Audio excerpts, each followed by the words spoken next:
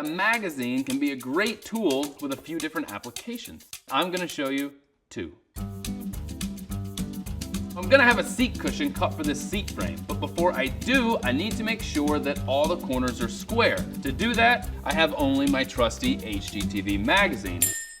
This magazine is perfectly 90 degrees.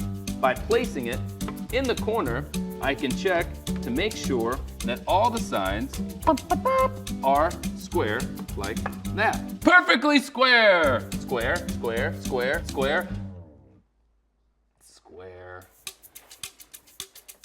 Another great use for a magazine is a straight edge. I have this fabric that I want to cut, and to do that, I can use the spine of the magazine, making it a perfect hard line to use the mat knife against.